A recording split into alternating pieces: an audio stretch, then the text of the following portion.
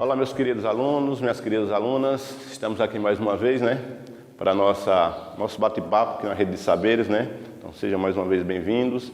E essa aula é especialmente para os alunos do sexto ano, agora na reta final da quarta unidade, que está vendo aí com seus professores de História, inclusive comigo, a respeito da Roma Antiga, Então vamos ver um pouquinho a respeito dessa população tão importante, que deixou muitos legados aí para as civilizações futuras, Nós temos aí em primeira mão a nossa dica de estudo, que é a respeito da questão da Roma, monarquia e império, Tenho aí para vocês o capítulo 9 do livro didático, entre as páginas 148 e 160.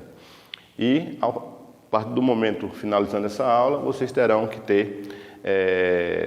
poder aprender a caracterizar aí o processo de formação da Roma e suas configurações. Beleza? Então vamos lá.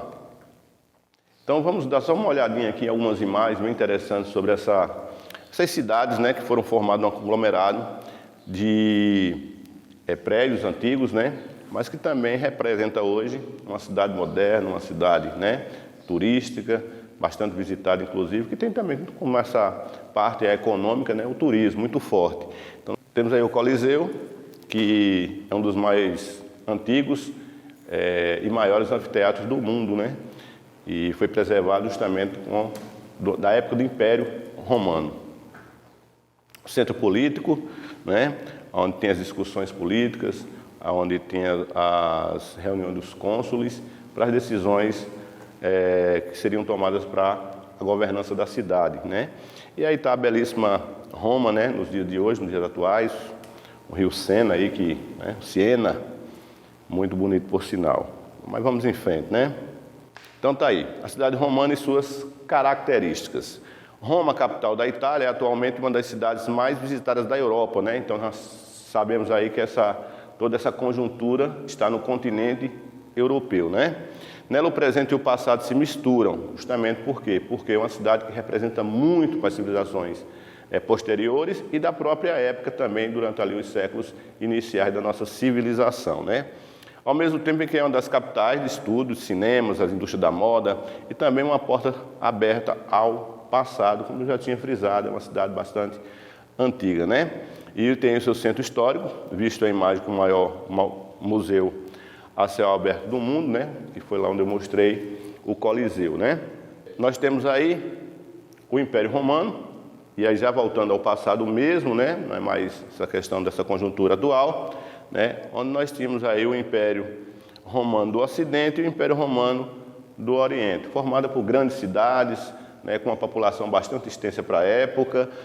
Nós tínhamos aí uma efervescência comercial, agrícola, Nós tínhamos aí também a questão da expansão do próprio império através de novos territórios, que a gente vai ver como é que eles conseguiam fazer essa expansão, E está aí as cidades da Gália, Bretanha, Espanha, E a própria Roma, que vocês veem lá no meio, ali na centralização. Lá no Império Romano do Oriente, nós temos principalmente a Macedônia, que era o mais importante polo comercial e habitacional da época, Bizâncio, o ponto de Alexandria, ali coladinho com o Egito, Como é que dava essa sociedade? Como é que ela se instituía a cidade na época monárquica, A gente não chegou ainda nem o império, muito menos república, Estamos aí num períodozinho ainda monárquico. Para que vocês possam só fazer uma reflexão, monarquia vem toda aquela ideia de reis, príncipes, Os duques, etc. e tal. Então, durante a monarquia, a sociedade romana era formada basicamente por 5 camadas sociais, Hoje no Brasil e no mundo é muito comum a gente ver ali a classe A, a classe B, classe média e tal. Eles tinham certas castas, como divisão social. Nós tínhamos os patrícios, E esses patrícios eram praticamente como se fossem os gentios, Aqueles homens os fundadores ali da própria Roma.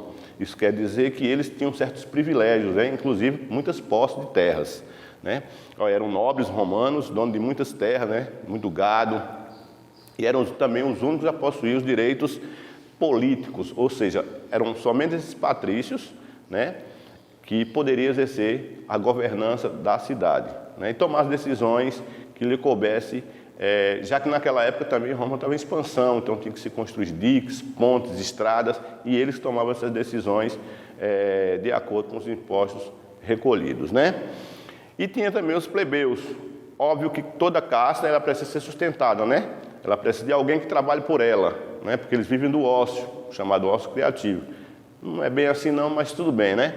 Eles formavam a maioria da população, né? E trabalhavam como pequenos agricultores, artesãos e mercadores. Não tinham direito de participar do governo, como já disse, esse era um direito restrito aos patrícios, né? Além de não ter esses direitos políticos, eles também não tinham a mobilidade social, ou seja, eles nasciam naquela casta e eles permaneciam até a sua morte, né? E nós tínhamos aí os escravos, os escravizados. Quem era essa população? Roma nunca teve uma ideia de escravidão mesmo, mas ele dizia que se um homem tomasse uma terra, se o homem tomasse um determinado algo emprestado, né, e não pudesse pagar, ele tinha que pagar com o seu próprio trabalho. E de certa forma esse trabalho acabava sendo forçado, né, escravizado. E também tinha aquelas, como eu disse antes, né, as expansões territoriais. Então, pequenos povos que eram invadidos, tinha aquela quantidade de pessoas que eram mortas nessa batalha, mas também tinha aqueles que sobravam. E se de repente o exército romano achasse que essa população poderia servir de mão de obra, eles traziam até Roma e eles serviriam para a construção das estradas, dos diques e tal, e essa mão de obra também era escrava, né? E aí nós temos os patronos, que eram como se fossem os protegidos do rei, né? Eu ia até fazer uma brincadeira com o nosso atual governo, mas não vou fazer, né? Mas é mais ou menos isso, né? Essa clientela era protegida dos patrícios, né? Eles tinham privilégios, eram os olhos do governo, ou seja, eles tinham liberdade para entrar em qualquer domicílio, em qualquer território, para fiscalizar como é que estava sendo feito as ordens dos patrícios. Então essa clientela era muito respeitada, não é isso? E, logicamente, toda a população ela tem que ter o seu lado econômico, né? Ela não pode desprezar, até porque ela precisa sobreviver. E como é que sobrevive essa população romana, né? Basicamente, a agricultura, né? As grandes plantações de trigo, que era praticamente a matéria-prima dos seus alimentos, né? Dado que o pão era basicamente o alimento diário, assim como o nosso também, né? Cafezinho da manhã, um pãozinho, etc. Tal. O romano adorava esses pães, né? Tem até uma partezinha da história que vocês vão ver um pouquinho mais na frente, que quando a população estava muito revoltada, né? Não estava satisfeita com a governança, elas simplesmente começavam a protestar. E os governantes faziam uma política chamada de política do pão e do circo. A população está com fome? Dá o pão, né? A população está entristecida, está com raiva? Dá o circo, eram os teatros, as festas e tal. Bem parecida com nós aqui do Brasil, né? Que nós temos aí também um pequeno isso. Quando a gente tem aí uma população meio chateada, vem o Bolsa Família. Quando a população está aí meio aqui chateada, vem, né? Com algumas coisas do governo, vem o carnaval e o futebol. E aí fica tudo certo, todo mundo feliz. Na verdade, desde que na segunda-feira a gente acorda meio chateado ainda porque gastou o que não tinha. Mas vamos lá. Tem um comércio marítimo importantíssimo para essa economia romana. Eles dominavam realmente, eles tinham uma tradição de construção de grandes embarcações. Então, era uma população bem conhecedora das navegações, né? Isso aí e tal. Há uma questãozinha muito interessante nesse comércio marítimo, porque essas embarcações, gente, elas não tinham motores, não existiam ainda esses motores. O que é que faziam com que as embarcações com grande quantidade de pessoas e de mercadorias trafegassem pelos mares e pelos rios? Tinham duas maneiras, o vento, através das velas, e a própria força humana, né? Tem até um filmezinho, se vocês quiserem ver, chama-se Cartago. Tem bastante cenas interessantes desses homens, né, fortes lá, remando para poder... inclusive nas batalhas mesmo, eles tinham que utilizar esse tipo de mão de obra aí, braçal, né? E a expansão territorial, que também faz parte da economia romana, que são as invasões conseguidas devido à formação de um grande exército de soldados bem treinados e armados. Uma população menor, não fazia parte do Império Romano, não queria se render, os soldados invadiam e tomavam aquelas terras para o Império Romano, não é verdade? E com detalhe, para se manter um exército, custa muito caro. Então, sabiamente, os governantes, o que é que eles faziam? Quanto mais terra vocês trazerem para o Império Romano, mas também eu divido com vocês. Então tinha, por exemplo, generais romanos, os que realmente se davam muito bem ali nas batalhas, que tinham fortunas, né? Terras gigantescas, né? Em função dessas invasões. Como é que essa economia tinha uma implementação em termos de moeda, né? Em termos de valor mesmo, né? Então eles tinham aí um comércio de madeira, cobre, estânio, prata, peles, objetos de luxo, né? E tal. Professor, mas aparece ali o nome queijo? Gente. Pra você ter ideia, o queijo era uma necessidade básica. Quem tinha aquele dom da produção de queijo ganhava muito dinheiro, porque era um alimento riquíssimo, né, em proteínas e que eles precisavam justamente para fortalecer a sua população. E aí vinha as especiarias de baixo custo, né, e entre outros. E vinha um ponto interessante chamado a cunhagem de moedas, que também lá um pouquinho lá na frente você vai ver como essa população passa a cunhar essas moedas para poder fazer com que o comércio fosse mais, digamos assim, mais interessante, né? Já que eles não tinham, hoje como nós conhecemos, a cédula, né? Então tudo era cunhado em ouro, prata ou cobre, não é? Mas isso é um pouquinho também lá na frente para vocês estudarem. Lembre da passagem bíblica, né? Quando alguém chega lá e pergunta se Jesus deveria, o que é que ele achava, né, das pessoas pagarem impostos, ele pede uma moeda e diz, o que é que tem na moeda? E numa face tinha um imperador, né? E ele diz, dá a César o que é de César, que era muito próprio daquela época, se cunharem as moedas e colocar o imperador na num dos seus lados, né? Então tem a parte da política romana, porque a gente já até falou um pouquinho sobre isso, né? O patriarcado, que é lá os patrícios lá que realmente passa a governar Roma durante um período. Depois vem a volta dos reis, porque quando houve a expansão teve que fazer essa divisão, e aí veio a monarquia, né? Que aí tem também a questão da linhagem, não eram qualquer pessoa, tinham que fazer parte do território romano.